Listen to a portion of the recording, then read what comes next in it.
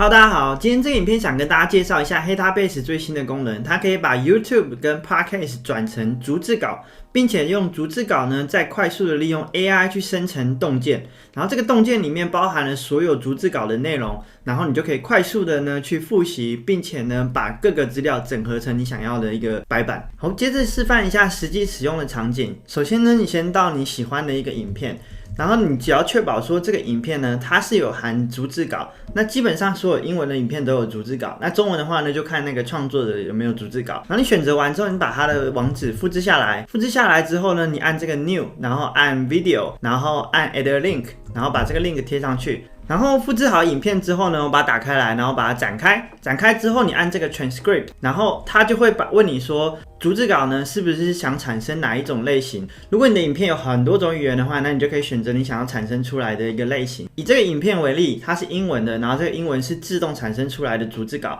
我就按 Import， 然后它就会产生出逐字稿。然后你可以看到这边就是所有的时间戳，然后我点一下，它就会直接开始播放。那 Hetabase 强的地方呢，就在于说，你如果又把这个右侧栏打开之后的话呢，它这边有一个之前影片有提到过的 Insight， 这个东西洞见你按下去之后，不论你的影片呢是什么样的语言，你都可以在这边选择你想要产生出洞见的语言。我这边用繁体中文作为示范。我点下去之后的话呢，它就会开始去产生所谓的洞见。你可以看到说，它就把这整个逐字稿呢，去条列式的列出他认为的一些简单的 summary。那我们这边举例来说，如果说真正的财富是为花费的金钱，然后保护你资金并留有错误的关键。我如果想知道这个内容的时候，我可以按这个 locate， 然后它就会跳到这个逐字稿，并且的话呢，我就可以开始播放。这样子以预习的角度来说的话呢，我就可以在还没看完这个影片之前，我就可以知道我想要只关注在这一个焦点，那我就可以直接从这边开始去听。倒过来想，如果说你看完了这个影片，然后你忘记了细节，你也可以用这个方法去产生出你的洞见，然后用洞见的方法呢去复习你想要记得的那些时间点。然后再来的话呢，当这个洞见之后的话呢，我还可以把它，我如果很喜欢这个概念，我可以把这边选择把它变成一个新的卡片。那这新的卡片之后，你可以看到它就会是一个新的卡片，然后新的卡片里面的内容呢，就是我们这边的这个时间的逐字稿。当然未来很理想的话呢，就是如果这边有一个时间戳的逐字稿的话，我会觉得更完美。那这样子的好处非常强大，就是说譬如说我们喜欢看一本书，像我自己有看这个致富心态的这本书，然后我想要知道说我看了书的这个心得跟网络上面大家看的心得，然后我想要把它整合在同一个白板里面。有了这个新的功能之后呢，我就可以非常轻松的做到，因为我可以利用这个东西，然后这个东西变成是一个卡片嘛，我把它加入白板，然后这边白板我就可以把它打成是致富心态笔记整理好了。那这样子我就是有一个新的卡片了，这个新的白板我就可以把这每一个影片啊，譬如说我现在到另外一个影片，我用一样的方法，我按 transcript， 然后我生成这个它的逐字稿，然后我再把它的这个洞见呢把它生成出来，然后我再把这个洞见里面我想要抓的一个重点的话呢，我一样假设好了这个6个月至1年的生活费，我如果喜欢这边这个概念的话，我就把这个 turn into cart，然后我再回到这个笔记的这个白板内容的时候，我按 Command+3， 然后你就可以把这个卡片丢进来。所以你可以看到，这是第一个影片的内容，然后这是第二个影片的内容。那我可以用颜色再做一个简单的区分。那我刚刚有提到说我自己有读书嘛，那我读书有读书的一个笔记。那这个笔记内容的话呢，我其实可以从这个 highlight 的地方呢去收集。那电子版的话呢，借由 Readwise 的部分，我就可以把电子版我看到的这个读书笔记，就直接在我的 Hetabase 里面显示出来。那我可以就借由拖拉的地方，所以我这边的话呢，就产生出我读书笔记的一个 resource 出来。所以你可以看到说，借由这个方法，然后再用 Hetabase 最强项的一些白板整合，我就可以快速的把所有的资源整合在一个地方。所以这是我认为一个非常强大的功能更新。同时我认为这个最新的功能，它不是只有在那种超过1-2个小时的长影片也有效果，它在短影片也有效果。举例来说好了，如果你觉得我的影片废话太多了，好，那你也可以就是把它弄进去，然后你同样的你就可以去这样子用读的，然后去看一下这个内容你想要看的，然后你再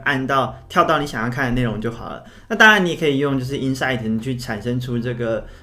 你想要的洞见，然后去看一下说这个假设17分钟的影片的话呢，有哪些的重点是我想要强调的。另外一个我还可以想到大家可以试试看的话呢，就是你可以用 Transcript 去弄一些线上课程，那你就可以对线上课程有一个蛮好的了解。然后 HeyDaBase 现在又可以这样子去开另外一个 window 嘛，那你可以边上课，然后边把你的资料呢直接的去在这个 HeyDaBase 里面做笔记。那当然，如果之后可以开放更多的这种 Insight Generator 的时候，你也可以把这个像这个1个多小时、将近2个小时的线上课程呢，直接产生出你的 Insight。所以呢，这就是一个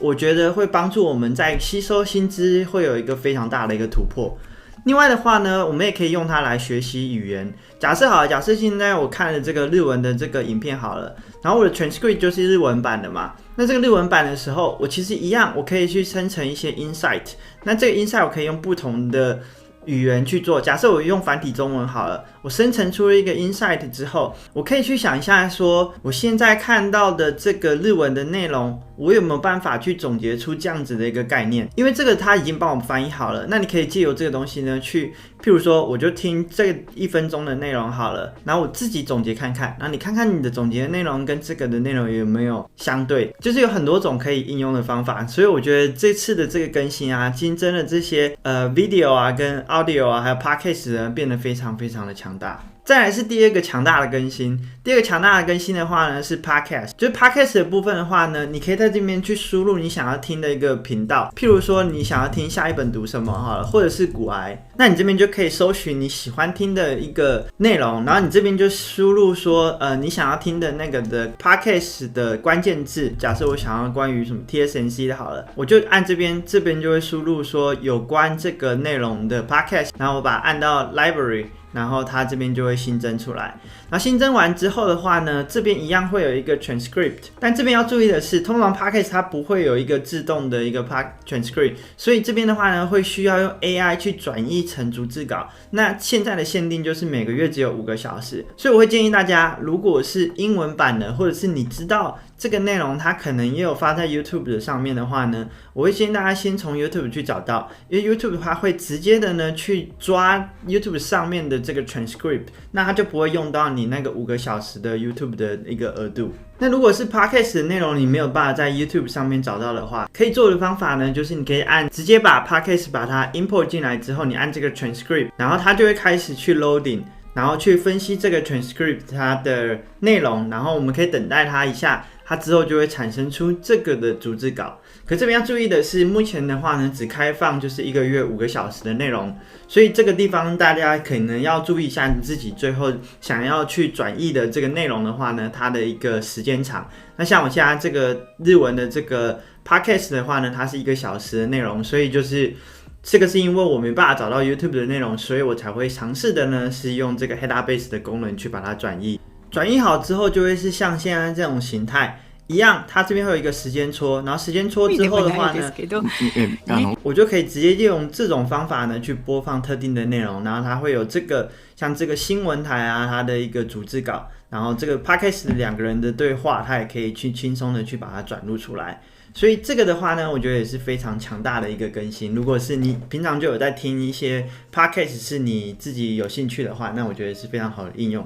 更具体的来说的话呢，像这个 Alex Hormozi 的这个 podcast 的内容，我听了大概有4-5次了，然后我做了一些笔记，然后我用了一些软体去做笔记，但是这样子的笔记内容的话，对我来说还是比较偏于零散，然后呢，我很难的去跟其他的笔记内容去做一个相对来的应用。所以有了这个新的功能之后啊，我下一步可以做的话呢，就是我一样找到了那个刚刚我跟大家讲的那个 podcast 的内容，然后是 YouTube 的版本，然后 YouTube 版本之后我按 transcript， 然后 transcript 完之后呢，我一样会有一定的洞见。那你可以看到说，我现在就可以清楚的去知道它所对应讲到的内容，然后因为我已经听过好多次了嘛，所以这边的所有的内容的话呢，都会变成是对我来说非常的清楚，然后而且它也可以是非常强调出哪个总结出来，然后就可以这样子的搭配呢，去把真正我平常运动啊，或者是煮饭啊之类的时候所吸收到的 podcast 呢，变成一个真正的一个知识。